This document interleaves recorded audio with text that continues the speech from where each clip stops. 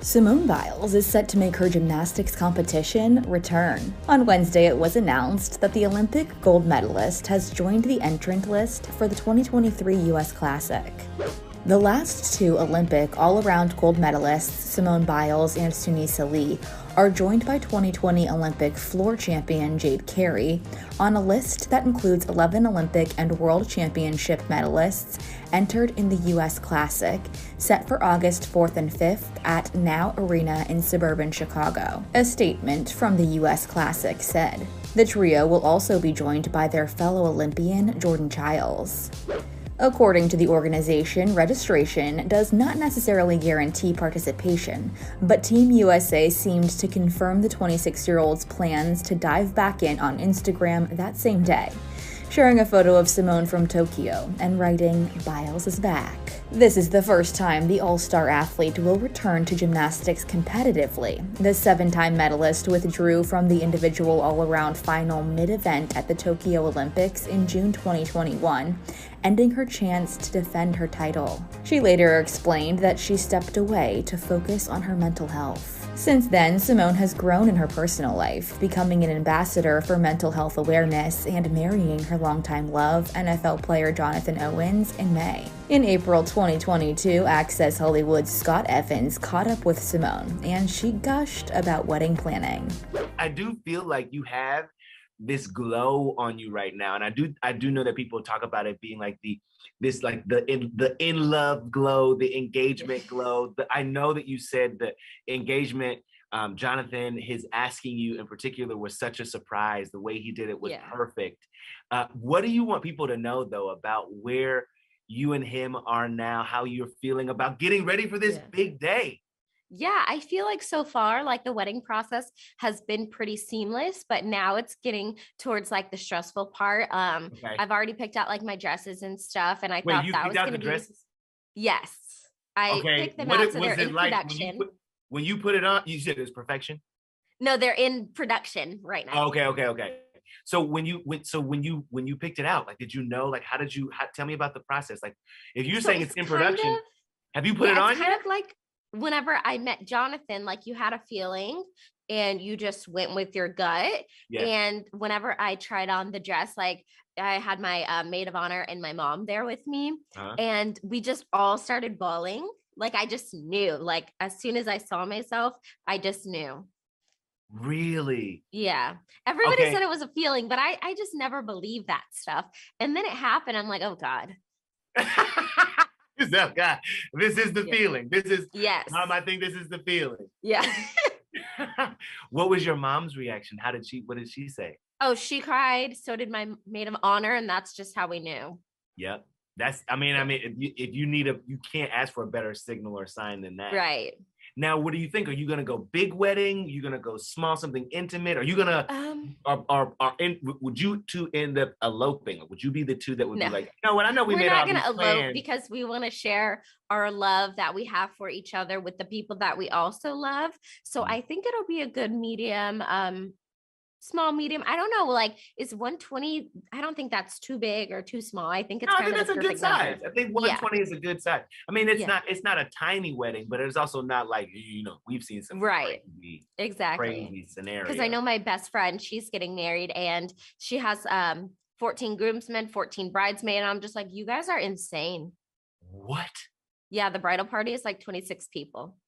Now, here's my question.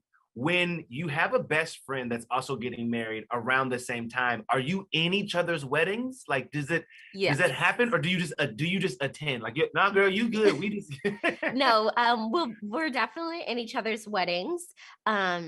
And we almost have the same timeline too of the dates. So they'll be back to back, which is kind of crazy. Different months, but kind of back to back. But most of our bridesmaids are the same. So that's a plus. So I think we're just gonna do a combined bachelorette and all of that stuff because we have the same people. So except for like that two or is three. actually a combined bachelorette. That's gonna be fun. That is gonna be a whole lot of fun. Listen, I want to know, and I want to respect your privacy, but I want to know what it was about Jonathan that you were like, I think you're my person. You know what I mean? Yeah. We all watched him support you in competition. We've all watched him be this amazing partner to you on the sideline, right? Yes. From an audience. But like for you, like what was the thing that you were like, I think he's the one? Yeah, I think it was how well we knew and understood to set aside athletics and be vulnerable with each other as humans. But I also think the pandemic gave us that option to do so because we weren't embedded in our craft. So I think we just saw each other for who we were, but it was also kind of the same thing, like a feeling we had, like whenever I first met him, we had a game night and just a little, like a glass of wine, and it just felt right. We both vibed, we both understood each other, and it was just really nice. And his dog, whenever, as soon as I walked in, he just peed everywhere.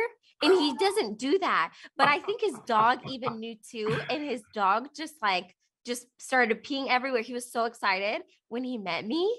So I just think we knew. You just keep leveling up, huh? You just can't help it. You can't help it. Yeah, I guess so. I mean, I think we're trying to make an impact for the younger generation. So I feel like that's exciting. Yeah, it's super exciting. Tell me how this came to be, right? And the focus on skewing even a little younger, right? With Athleta Mhm. and this line. I love the fact that you have said there's a group that we wanna affect, there's a group that we want to encourage, and we Mhm. can do it literally in the clothing. Yes. So for me, whenever I partnered with Athleta, obviously one of my biggest dreams was to have my own collection.